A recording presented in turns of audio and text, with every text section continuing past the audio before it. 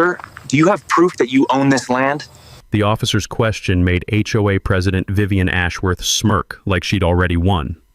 Clipboard gripped tight. She'd waited 3 years for this, finally shutting down the eyesore Vineyard, ruining her precious property values. 2 squad cars lit up my driveway, red and blue flashing across the grapevines Elena and I planted after her cancer beat her. The air thick with ripening Cabernet mixed with diesel fumes, because apparently growing your own food is a felony in suburbia now.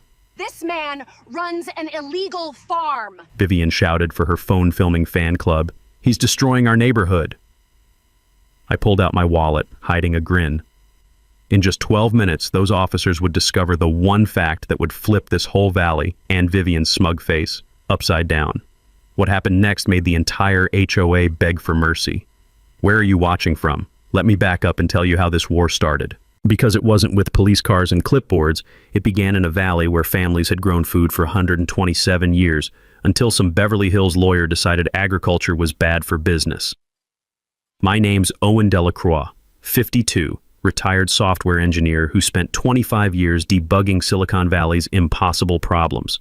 The plan was simple: buy land, plant grapes, live quietly with my wife Elena. Then stage 3 breast cancer tried to kill her. 18 months of chemo, radiation, and that metallic taste of fear coating everything. But Elena fought like hell, and when the doctor finally said remission, we decided life was too precious for someday maybes. We found 15 acres in Millbrook Valley from Frank Kozlowski, a 4th-generation farmer whose arthritis finally beat his stubbornness. This valley had 847 residents, most of them families who'd worked the same soil their great-grandfathers had cleared. The morning fog rolling through ancient oaks, the crunch of gravel under work boots, the sweet scent of earth after rain. This was where people grew things, not stock portfolios. We planted 2 acres of Cabernet Sauvignon vines. Elena researched her Tuscan grandmother's wine recipes while I learned that debugging grape diseases was harder than debugging code. Those vines represented everything: survival, hope, the future we'd almost lost. For 2 years, life was perfect. Then the developers came. Ashworth Estates, 47 beige monuments to suburban conformity, carved from the old Patterson Ranch like a tumor. Each house identical, each lawn regulation green, each mailbox precisely 18 inches from the curb. The kind of place where neighbors call police about basketball hoops and measure fence heights with rulers. 5 years ago, nobody in Millbrook had even heard of an HOA. Now suddenly, this new subdivision was demanding the entire valley follow their community standards. Enter Vivian Ashworth, 5'4", salon blonde, former real estate attorney who got herself elected HOA president before her moving boxes were unpacked. She drove through our farm roads in her spotless white BMW like she was touring conquered territory. That first certified letter arrived on a Tuesday morning, the bitter taste of coffee going cold in my mouth as I read it.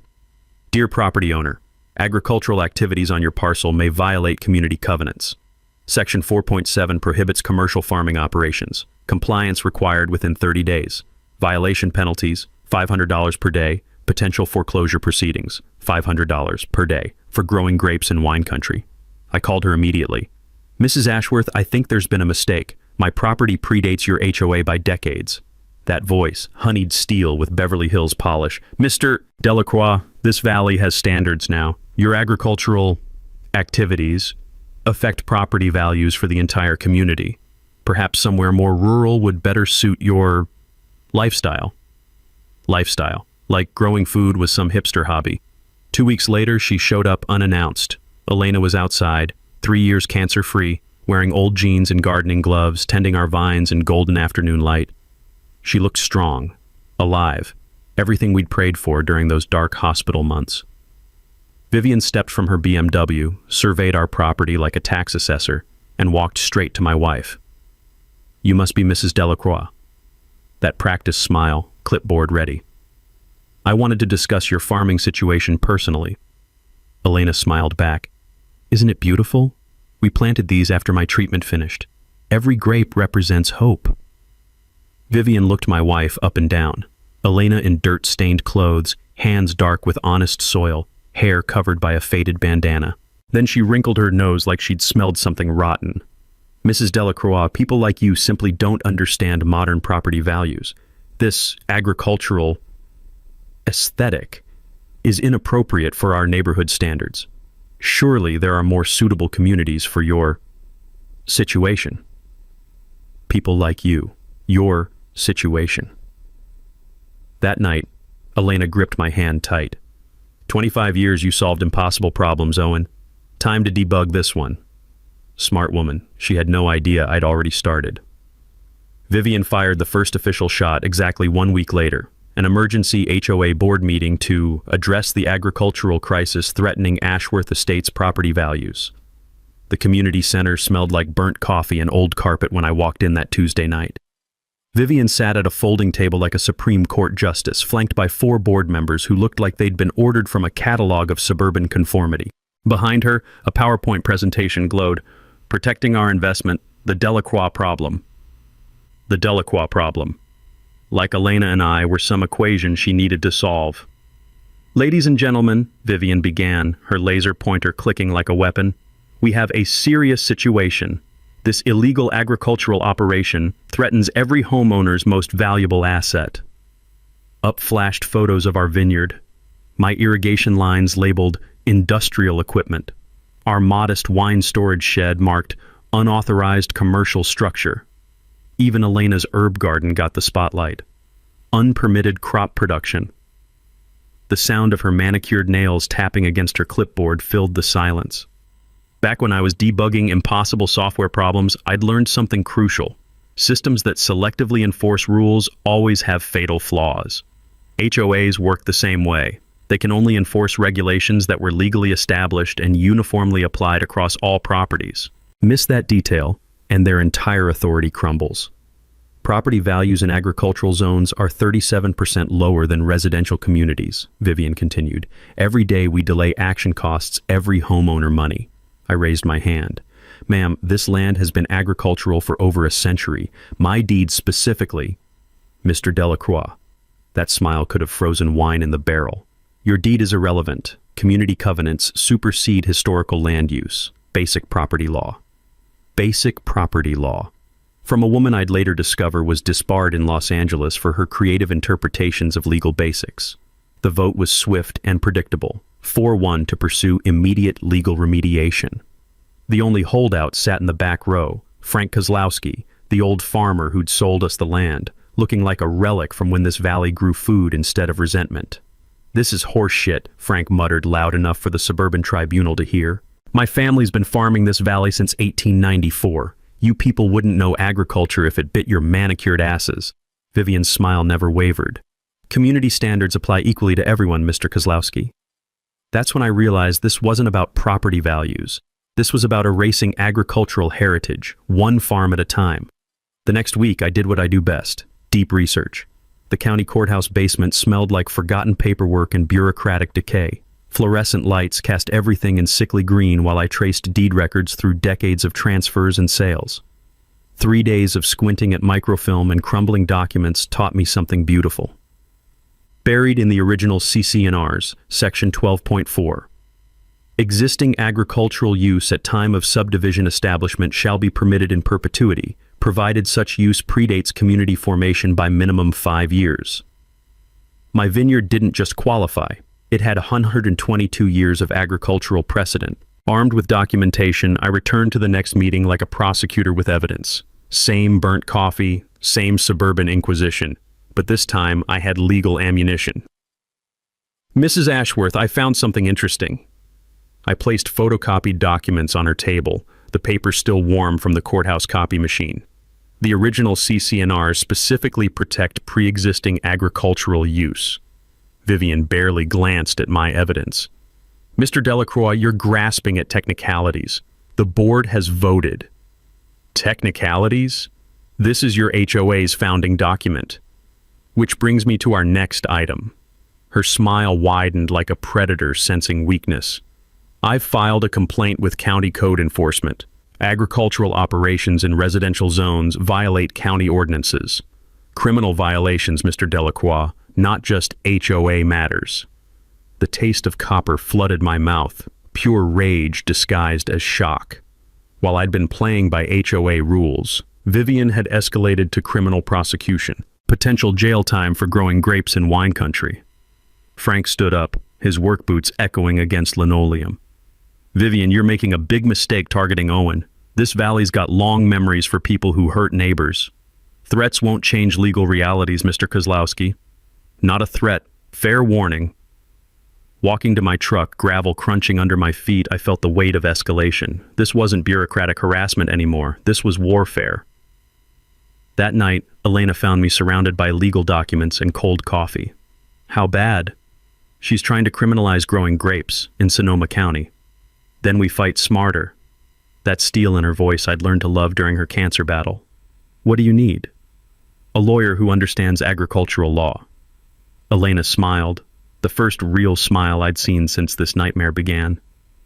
"My cousin Rosa, immigration attorney, but she's vicious with property rights cases." "And Owen?" She squeezed my hand. "She absolutely hates bullies." Outside, fog rolled through our vines like nature's blessing. Tomorrow, we'd start fighting back properly. Rosa Martinez arrived like cavalry in a Honda Civic, Elena's immigration attorney cousin with zero tolerance for suburban tyranny and a briefcase full of legal precedents that could make HOA presidents weep. "Show me everything," she demanded, spreading documents across our kitchen table while morning fog rolled past windows. The sweet scent of ripening Cabernet mixed with Rosa's industrial-strength coffee as she dissected Vivian's strategy like a prosecutor building a murder case. 2 hours later, Rosa looked up with the smile of someone who'd found buried treasure. "Your HOA president just handed us her head on a legal platter. She's applying selective enforcement. I count 12 other properties with commercial agriculture violations she's ignored. Chicken coops, home businesses, even a neighbor running an unlicensed llama farm." I'd forgotten this from my software debugging days. Systems that apply rules inconsistently always contain fatal flaws. Document enough selective enforcement and HOA authority becomes legally worthless. But while Rosa built our defense, Vivian escalated to psychological warfare. Anonymous county tips started Tuesday. Code enforcement arrived claiming someone reported unpermitted structures on our property. Our tool shed, built by Frank's grandfather in 1967, suddenly needed modern permits. Elena's book club gazebo became an unauthorized commercial facility requiring special use permits. Each inspection, $150. Each violation, $200. Death by bureaucratic paper cuts. Wednesday brought digital assassination. A Facebook group materialized overnight. Protect Millbrook property values, complete with photos of our vineyard labeled industrial eyesore destroying neighborhood character. Anonymous posts shared our address, encouraging drive-by documentation of our agricultural invasion. Elena discovered it Thursday morning, hands trembling as she scrolled through strangers calling us selfish, inconsiderate, and obviously not from here.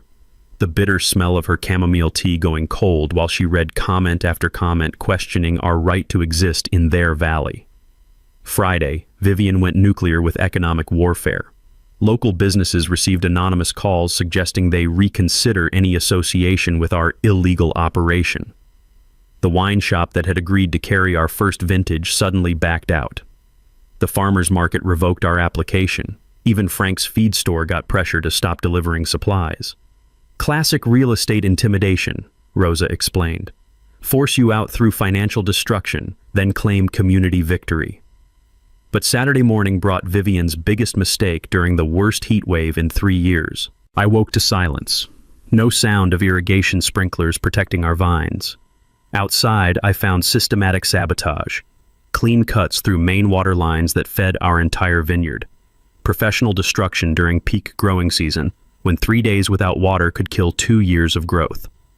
The security camera footage was prosecution-quality evidence, a figure in dark clothing at 2:47 a.m. systematically destroying our irrigation with someone who understood agricultural systems. The cuts were precise, calculated for maximum damage, $3,000 in immediate grape loss, $1,200 in emergency repairs. Insurance denied claims as agricultural damage not covered under residential policy. That's when Rosa dropped her bombshell discovery. "I ran background checks on your HOA board." Rosa's smile was sharp as a subpoena. "Vivian Ashworth was disbarred in Los Angeles 18 months ago for client trust fund violations. She borrowed $47,000 to cover personal real estate investments that collapsed. The pattern suddenly clicked like debugging code finally compiling. This wasn't about property values. This was about profit. Force agricultural families to sell cheap. Flip the land to developers for suburban expansion. Profit from the valley's agricultural destruction. There's more. Rosa pulled out a manila folder thick as a phone book. She's listed as consulting agent on 5 recent property sales in the valley. All former agricultural land, all sold under pressure from HOA violations, all now suburban developments. Vivian wasn't just an entitled HOA president. She was running a real estate scheme using HOA power as leverage for personal profit. Sunday evening, as Elena and I surveyed our damaged vines in golden light, unexpected visitors arrived. Frank brought his grandson, the Hendersons from the dairy farm, the Nakamuras, whose family had grown vegetables here since 1952. 3 generations of valley agriculture standing together on our damaged property. "We've been watching this situation develop," Frank said, his weathered hands examining our cut irrigation lines with professional anger. "Vivian's been targeting other farming families too. The Rodriguezes got cited for their vegetable stand. The Finley family's getting fined for their chicken coop. She's systematically attacking agricultural heritage." Mrs. Henderson nodded, her voice carrying 4 decades of valley wisdom. "Time we reminded certain people that this valley was growing food when their subdivisions were still cow pastures." That night, Elena gripped my hand as we planned our counterattack, the taste of determination mixed with the lingering scent of damaged grapes. "She wants to destroy agricultural families for profit, Owen. Let's show her what happens when farmers fight back." Outside, fog rolled through our wounded vines like nature promising healing. Tomorrow we'd start building the coalition that would end Vivian's reign forever. Monday morning brought the nuclear option, legal papers thick as a small-town phone book. Vivian Ashworth versus Owen and Elena Delacroix, malicious prosecution lawsuit demanding immediate injunction to destroy our vineyard, plus $125,000 in damages for willful property value destruction and community sabotage. I stood in my driveway holding those papers, morning fog rolling through grapevines that might not legally exist in 10 days. The metallic taste of pure legal warfare mixed with the sweet scent of Cabernet grapes Vivian wanted eliminated forever. "She's betting everything on one massive strike," Rosa explained, her voice tight with professional concern. "Emergency injunction hearing in 10 days. If granted, you'll have 72 hours to rip out your entire vineyard or face criminal contempt charges. Jail time, Owen. Actual prison." And the financial devastation was breathtaking. Attorney fees, court costs, potential damages, bankruptcy, even if we somehow won. Elena found me that evening calculating our destruction, surrounded by legal documents and the bitter smell of cold coffee. "Honey, maybe we should consider this." She held up an overnight delivery letter. Vivian's final settlement offer. Sell our property to her agricultural remediation group for 55% of assessed value. All legal action disappears. Agricultural remediation. Like our vineyard was environmental contamination requiring cleanup. "She's trying to force us out before we can fight back properly," I said. But Elena's hands were shaking.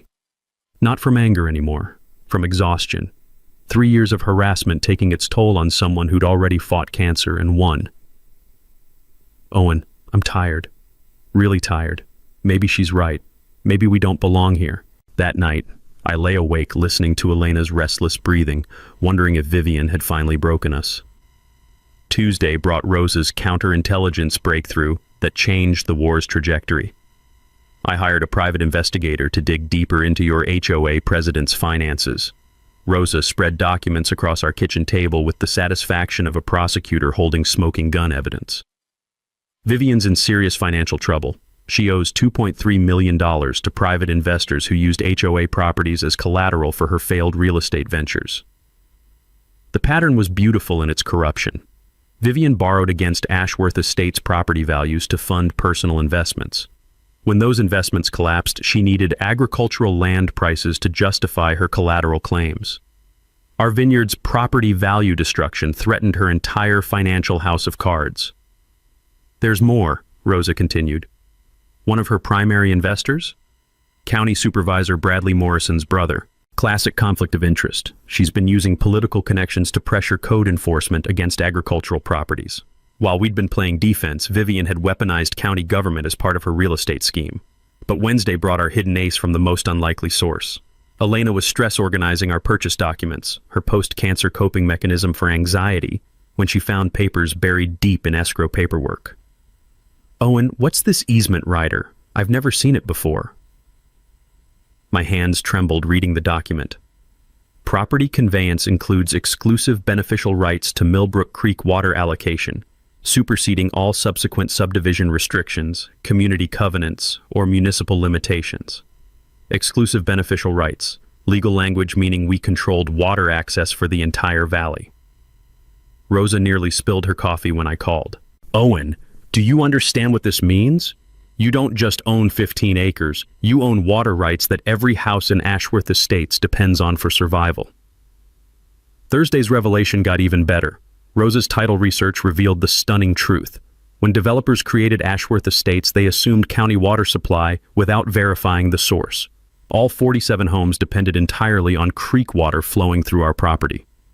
"Vivian doesn't just want your vineyard gone," Rosa explained. "She needs your property to hide this water rights disaster. Every Ashworth Estates sale could face title insurance claims if buyers discover their water isn't legally guaranteed." Friday brought community fracture that made valley-wide war inevitable. Pro-Vivian residents organized counter-protests for the upcoming town hall meeting.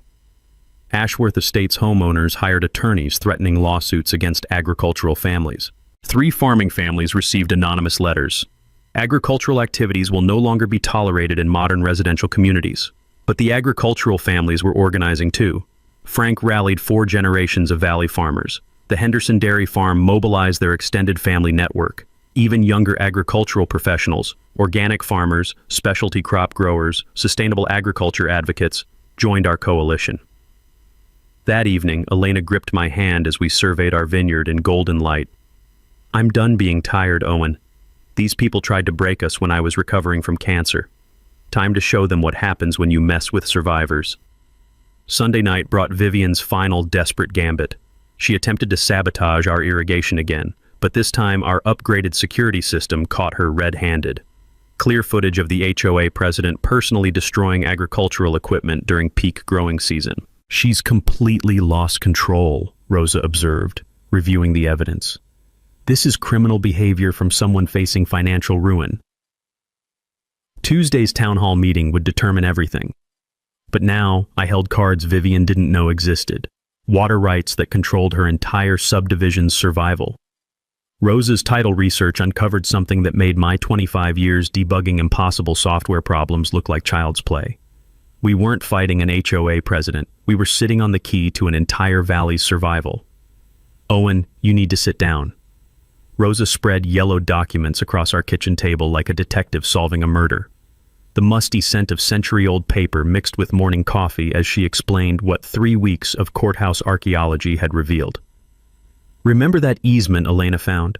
It's not just agricultural water rights. According to Spanish land grant records from 1847, you own exclusive water allocation for this entire watershed. Every drop flowing through Millbrook Creek belongs to you."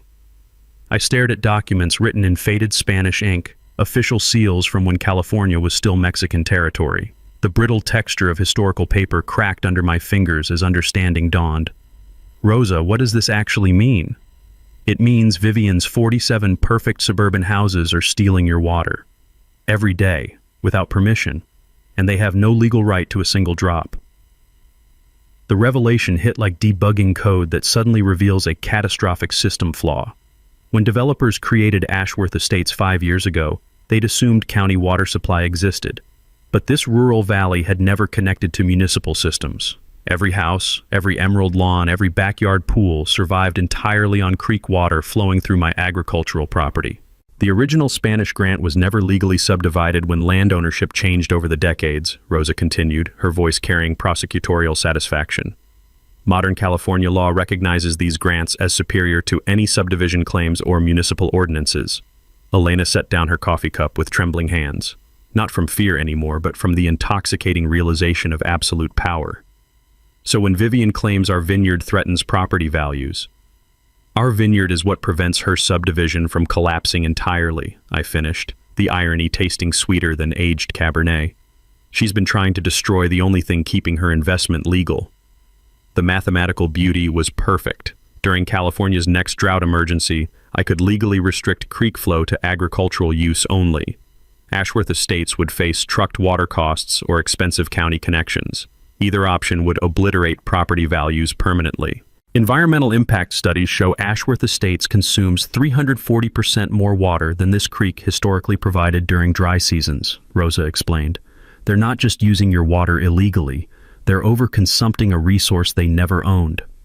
I walked to our kitchen window, looking over grapevines that had transformed from hobby to weapon overnight. The sound of our irrigation sprinklers carried new meaning. Every drop nourishing our agricultural dreams was water Vivian's residents consumed without legal authority. There's something else, Rosa said, pulling out real estate records thick as phone books. Vivian's been hiding this water rights problem from every Ashworth Estates buyer. That's federal fraud, knowingly concealing title defects that affect property value. Elena joined me at the window, her reflection in glass showing the smile I'd fallen in love with 30 years ago. Honey, remember when you said you'd debug this problem? I found the root cause, I said, understanding flooding through me like water through creek channels. The entire system's built on a foundation that doesn't exist. Owen, Rosa said, organizing documents with legal precision. You don't just own 15 acres in this valley. You own this valley's survival. And tomorrow we're going to explain that to Vivian in terms she'll understand. That night, Elena and I walked our vineyard under stars reflecting off creek water that belonged entirely to us. 3 years ago, these vines represented hope after cancer. Now they represented justice after oppression.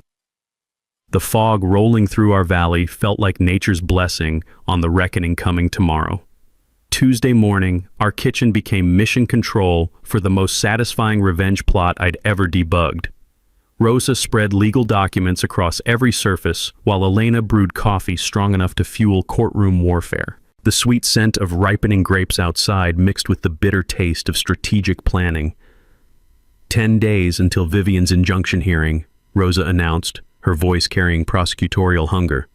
She expects us to beg the court to save our little vineyard. Instead, we're dropping a legal nuclear bomb that could destroy her entire subdivision. But I wanted more than legal victory. 25 years fixing impossible software problems had taught me that elegant solutions solve multiple issues simultaneously. We weren't just beating Vivian, we were rebuilding this valley's agricultural soul and creating a template for every farming family fighting suburban tyranny. First mission, rally the troops. Frank Kozlowski arrived with reinforcements. 3 generations of valley farmers carrying manila folders thick with documentation. The smell of diesel exhaust and honest work boots filled our driveway as agricultural families shared war stories. Henderson Dairy Farm, cited for commercial livestock odors. Frank read from his list. Nakamura Vegetables, fined for unauthorized roadside commerce. Rodriguez Organic Herbs, threatened with foreclosure over agricultural aesthetic violations. Elena started her own intelligence operation. Millbrook Valley Oral History Project. Seemingly innocent interviews with farming families that happened to occur near recording devices, creating public records of community concerns before our courtroom ambush. So the HOA pressure affected your family farm operations how exactly? Elena would ask sweetly, digital recorder capturing every detail of harassment patterns. Meanwhile, I designed our technical ace, water monitoring systems using skills that once debugged billion-dollar software problems. Arduino-based sensors tracking creek flow, automated data logging, cellular upload to tamper-proof cloud storage. The beauty was simplicity. Each sensor cost $37 and could be assembled by anyone with basic electronics knowledge. Open-source code, downloadable from agricultural extension websites. Democratic technology solving aristocratic oppression.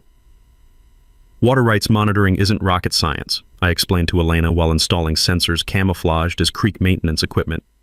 Flow meters measure consumption, timestamps prove usage patterns, GPS coordinates confirm locations, basic engineering creating bulletproof evidence. But our masterpiece was psychological warfare designed to trigger Vivian's most desperate mistakes. We needed her to escalate harassment until she committed documentable crimes during maximum public scrutiny. Elena suggested perfect bait. Social media posts announcing vineyard expansion. Photos of irrigation equipment deliveries, construction permits, agricultural machinery. Nothing illegal, just farming families exercising constitutional rights to grow food on their own land. She'll panic about water consumption, Elena predicted with surgical precision. Everything we know suggests she can't afford agricultural expansion when her subdivision survives on stolen water. Rosa coordinated legal bombardment for maximum psychological pressure, simultaneous filings, declaratory judgment on water rights, state licensing complaints for unlicensed real estate practice, federal fraud investigation requests for buyer disclosure violations. Classic overwhelming force doctrine, Rosa explained while organizing attack documents. Civil, criminal, and administrative exposure converging simultaneously. Most people crack under single front pressure. We're hitting her from 6 directions at once. Environmental regulations provided additional ammunition. California drought law prioritized agricultural water use over residential landscaping.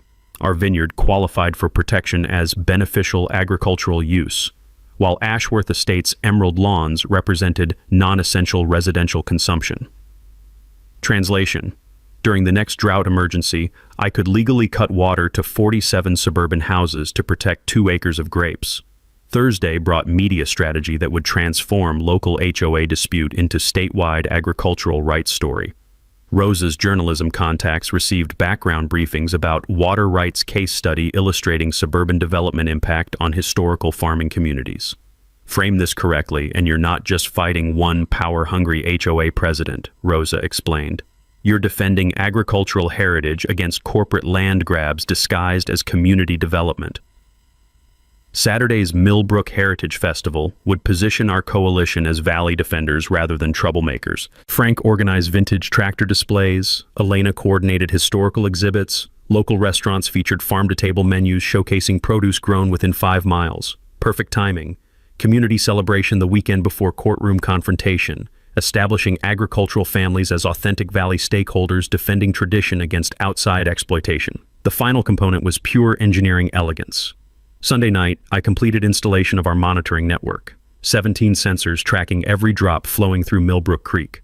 Real-time dashboards showing Ashworth Estates consuming 340% more water than creek capacity during dry seasons. Data doesn't lie, I told Elena as we tested the system, watching consumption metrics update every 15 seconds. When Vivian claims our vineyard threatens property values, we'll have mathematical proof her subdivision threatens valley survival. Elena gripped my hand as we sat on our porch, listening to creek water flowing past sensors that would soon provide evidence ending 3 years of harassment forever. Tomorrow she makes her biggest mistake, Elena said, that steel in her voice I'd learned to love, and we'll catch every detail.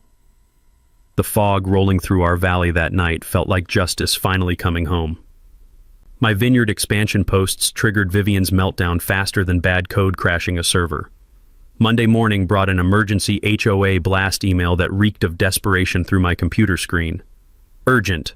Agricultural water crisis threatens community survival. Emergency meeting tonight 7 p.m. Attendance mandatory. Mandatory. Like she could force attendance at her personal panic attack. Elena laughed, reading it over my shoulder, the sound mixing with morning coffee and the sweet scent of grapes ripening outside our kitchen window. Honey, I think we broke her. That evening's emergency meeting was performance art in suburban hysteria. The community center smelled like burnt coffee and fierce sweat as Vivian stood before 47 homeowners explaining how our grapevines threatened civilization. This massive agricultural expansion represents an existential crisis for Ashworth Estates, she announced, her voice cracking like drought-damaged soil. Increased water consumption could leave our community without adequate supply during drought conditions. The mathematical irony was exquisite, Vivian describing exactly the problem her subdivision created while blaming the solution. Frank Kozlowski's weathered farmer voice cut through the hysteria. Vivian, his vineyard uses less water than your neighbor's swimming pool. Maybe check your facts before declaring agricultural war. Mr. Kozlowski, you don't understand modern resource management. Lady, I understand this valley's been growing food since before your great-grandmother was born. Tuesday brought escalation that crossed into environmental terrorism.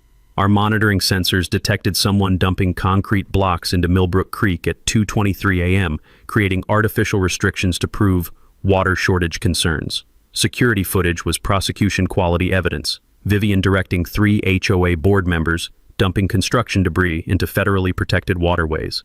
Environmental vandalism during peak growing season, violating clean water statutes that carried serious prison time. She just committed multiple felonies on camera, Rosa announced when I forwarded the footage. Environmental destruction, conspiracy to damage agricultural operations, federal waterway violations. EPA investigators will love this Christmas present. But Wednesday brought Vivian's most desperate gambit yet, attempting to bribe Frank Kozlowski. Frank called me that afternoon, his laughter mixing with the distant sound of his grandson's tractor work. "Owen, you'll never believe what just happened. Vivian offered me $50,000 to vote against your vineyard." "Please tell me you recorded that." "Son, Rosa's been having me wear a wire since this started, got every word." The audio was courtroom gold. Vivian offering cash payments plus favorable tax assessments through county connections in exchange for Frank's betrayal of agricultural neighbors. "Mr. Kozlowski, community prosperity requires difficult decisions," Vivian's voice explained with practiced corruption.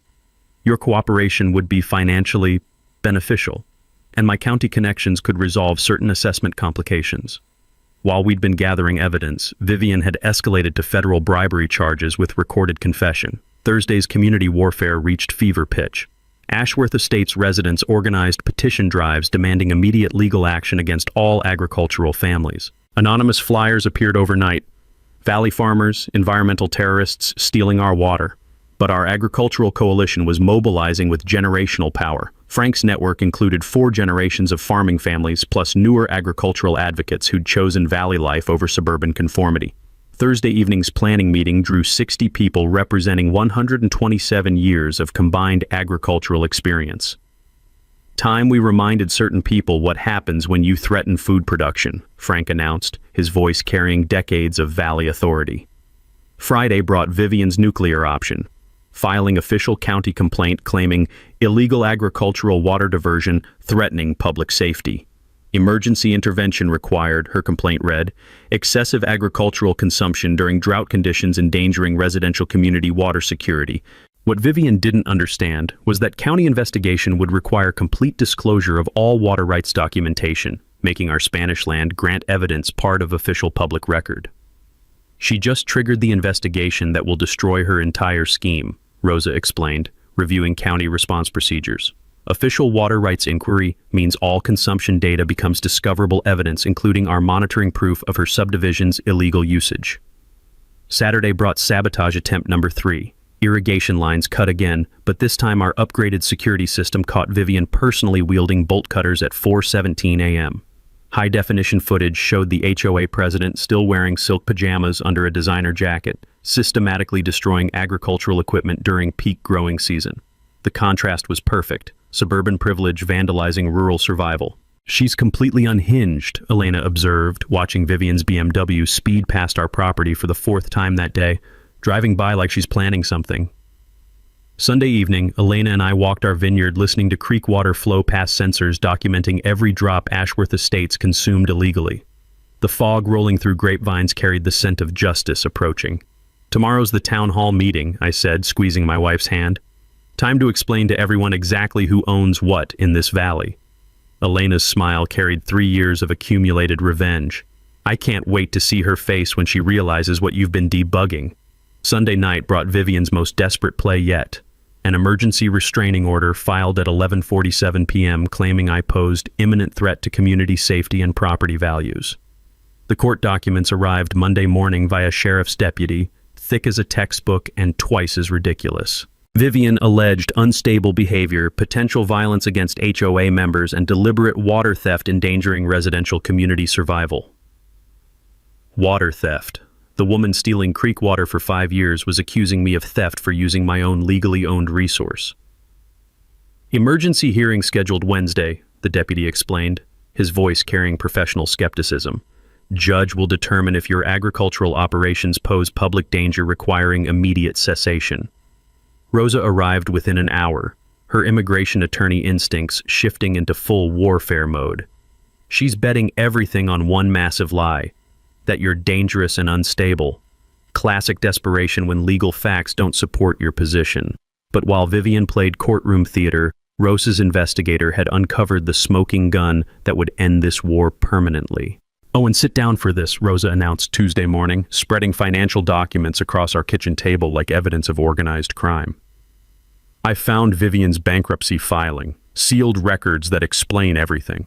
The papers told a story of spectacular financial collapse. $2.3 million debt to private investors who'd used HOA properties as collateral for Vivian's failed real estate ventures.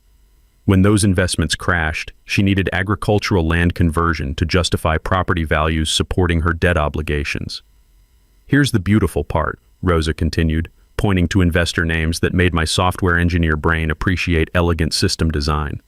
"Her primary creditor is Millbrook Valley Development Corporation, the same company that wants to buy agricultural properties for suburban expansion. The pattern was perfect corruption. Vivian borrowed money from developers, used HOA power to pressure agricultural families into selling below market value, then directed those properties to her creditors as debt payment. Classic conflict of interest disguised as community service." "There's more," Rosa said, her voice carrying prosecutorial satisfaction. "The development corporation includes County Supervisor Bradley Morrison's brother as primary investor. She's been using political connections to weaponize code enforcement against farming families. Tuesday afternoon brought media bombardment that transformed local HOA dispute into statewide agricultural rights story. Environmental reporter Sarah Finley from Bay Area News broke the exclusive. Water rights scandal exposes suburban development fraud in Sonoma Valley. The story had everything: corporate conspiracy, environmental crime, agricultural heritage under attack, suburban privilege threatening rural survival. Within hours, 3 television stations requested interviews. Perfect timing, Rosa observed, watching news coverage spread across social media. State Water Board announces formal investigation tomorrow, the day before emergency court hearing.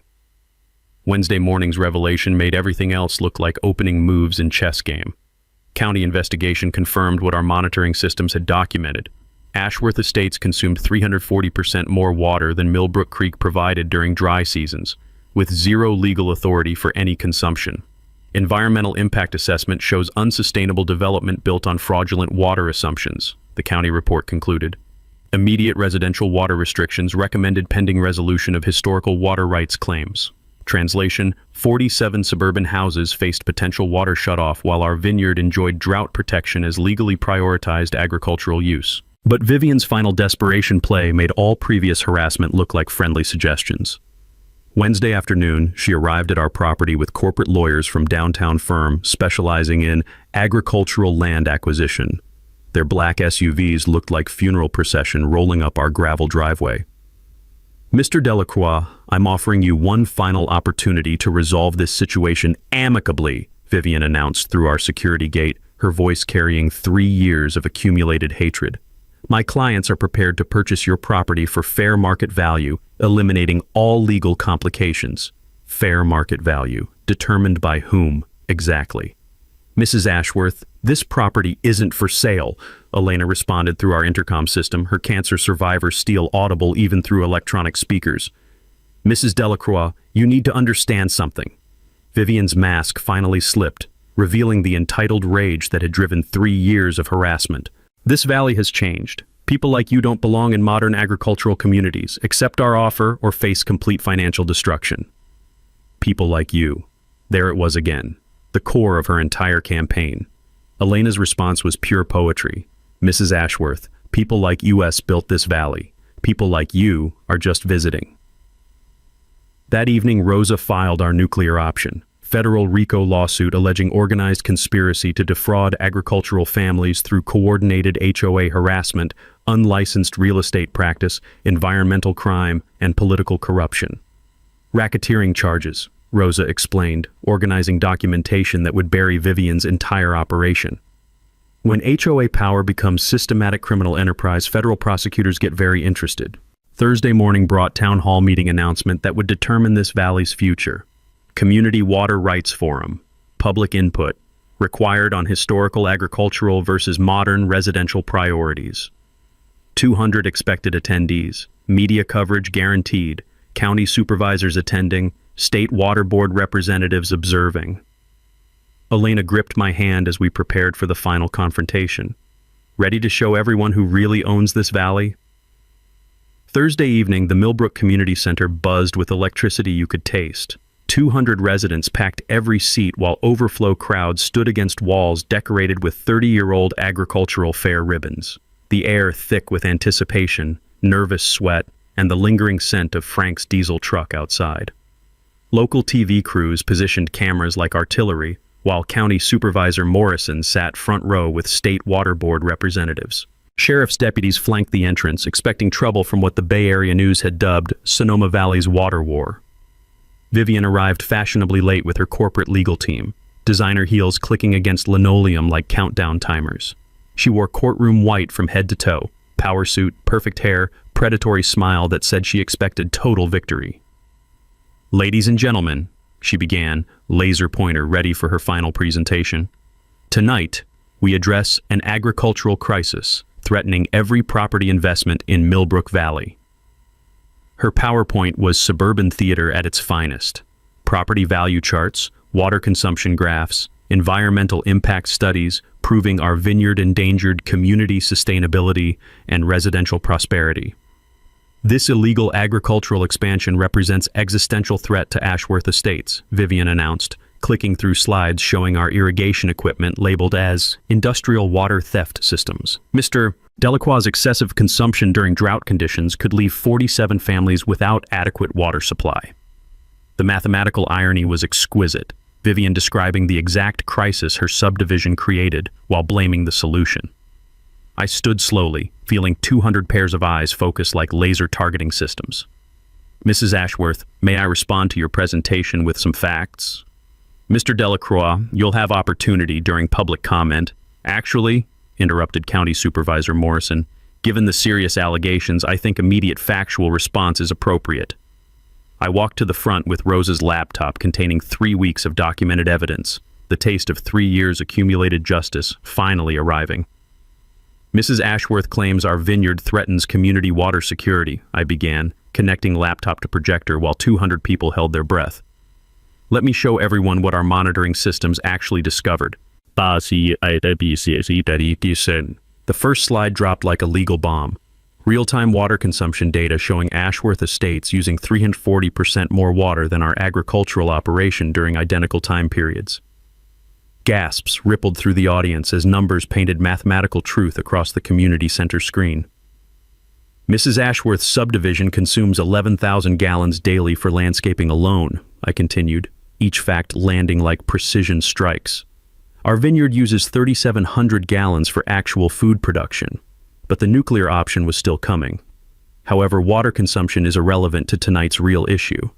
I clicked to the next slide, Spanish land grant documents from 1847, official seals visible even in projection lighting. These are the original water rights for Millbrook Creek, granted by Mexican California government and recognized by United States treaty law. The silence was absolute. You could hear individual heartbeats. According to these documents, filed with Sonoma County in 1847 and never legally superseded, my property owns exclusive water allocation rights for this entire watershed. Elena stood from the front row, her voice carrying cancer survivor authority that commanded immediate attention. "Every drop flowing through Millbrook Creek belongs to our agricultural easement. Every house in Ashworth Estates has been using our water without permission for 5 years. The room exploded. Ashworth Estates residents shouting questions, farming families applauding, corporate lawyers whispering frantically into phones. County Supervisor Morrison banged his gavel like a judge restoring order. "Mr. Delacroix, are you claiming legal authority to restrict water access to residential community?" "I'm not claiming anything," I replied, clicking to our final slide. County investigation results confirming Spanish land grant validity. The State of California Water Board investigation concluded yesterday that historical agricultural water rights supersede all subsequent subdivision assumptions. "This is impossible," Vivian started. "Mrs. Ashworth," interrupted Frank Kozlowski, standing with recorded evidence that would end her career permanently. "Before you say anything else, everyone should hear this." Frank's ancient cassette player crackled to life, filling the community center with crystal-clear audio of Vivian offering bribes, threatening property tax retaliation, and describing agricultural families as "these people who don't understand modern economics." The recording played while TV cameras captured Vivian's face transforming from confident predator to cornered prey, realizing the trap had finally sprung. Sheriff's Deputy Martinez stepped forward as the audio concluded. "Mrs. Ashworth, you're under arrest for conspiracy, bribery of public officials, and environmental vandalism. You have the right to remain silent."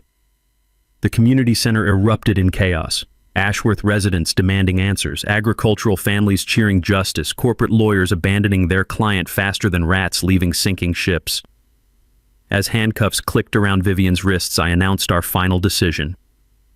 Effective immediately, I'm establishing the Millbrook Valley Agricultural Water Trust. Every family, residential and agricultural, will have guaranteed water access through cooperative management, respecting historical rights and environmental sustainability. Elena squeezed my hand as applause thundered through the community center. "Debugging complete?" "System restored," I confirmed, watching justice finally compile without errors. 6 months later, Millbrook Valley looked like a completely different place, because it was. Vivian Ashworth pleaded guilty to federal conspiracy charges, paid $847,000 in restitution, and permanently lost her real estate license. The bankruptcy court unwound her fraudulent development scheme while federal prosecutors dismantled the entire political corruption network. County Supervisor Morrison's brother faced his own racketeering charges, but the real transformation was community healing that started the day after Vivian's arrest. Ashworth Estates residents organized volunteer crews helping repair irrigation damage their HOA president had caused. The same neighbors who'd filmed our agricultural violations now brought morning coffee while Elena and I tended grapevines that represented valley survival rather than property value threats. "I owe you an apology," admitted Jennifer Walsh, whose pristine white BMW had blocked our driveway during harassment campaigns. "Vivian convinced us you were destroying our investments. We never realized she was the actual threat." The new HOA board included Frank Kozlowski, 2 farming family representatives, and 3 Ashworth residents committed to agricultural cooperation rather than suburban domination, their first official act, dissolving all agricultural restrictions while establishing valley-wide water conservation programs.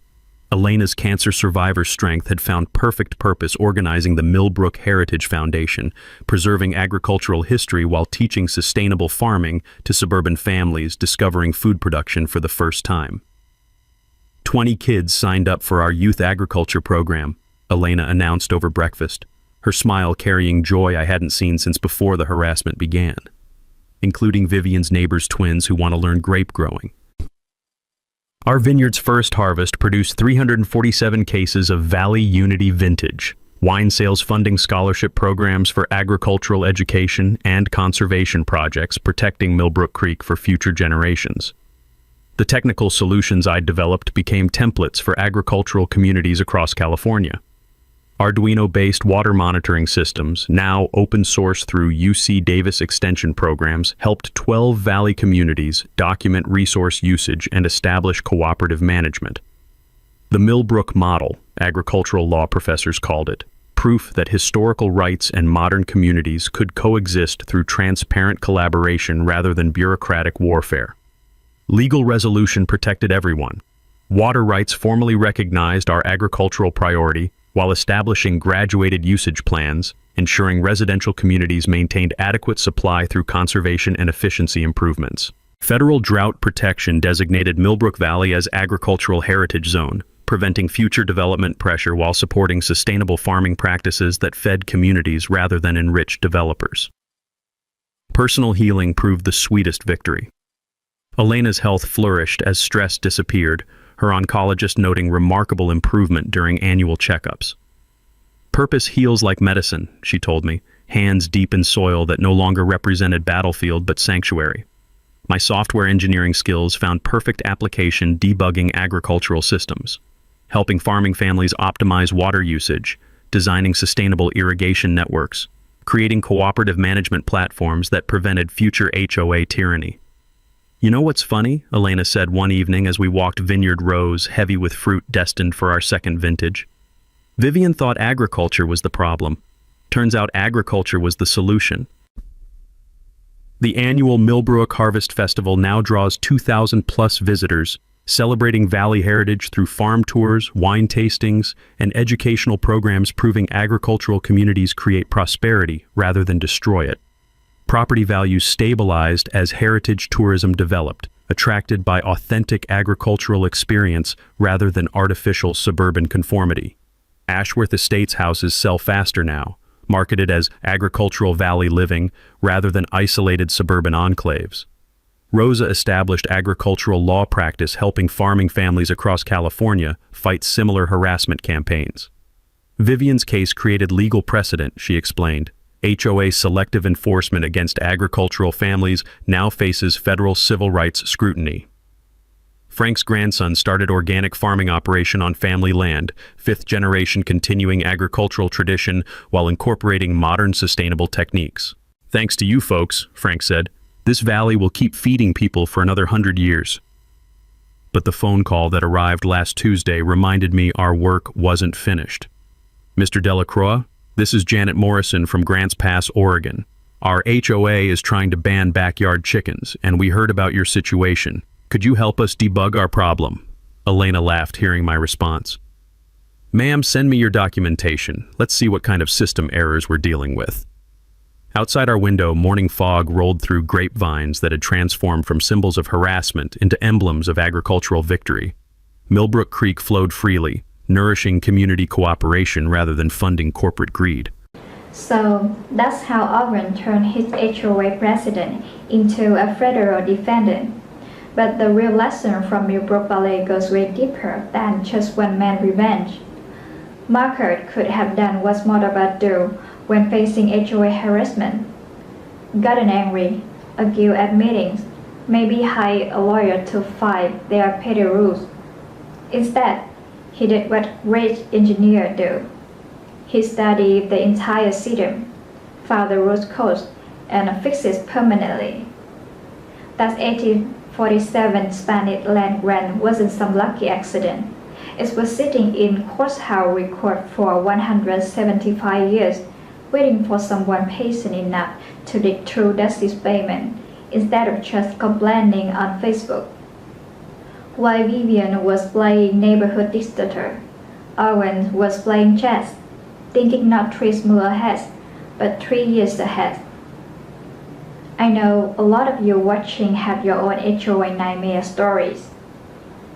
Maybe it's ridiculous fine for your workshop, or restriction on flying Old Glory, or some power-hungry board member who forgot their volunteer managing your community, not landlord controlling your life. Here was Owen understood that most people miss. Every corrupt system has fatal flaws, but only if you're willing to do the research instead of just getting emotional. What's your worst HOA abuse story? Drop it in the comment. And if this story gave you hope that regular Americans can still beat entitled police, hit that subscribe button hard. Remember, they are not your landlord. You are not your tenant. Start acting like it.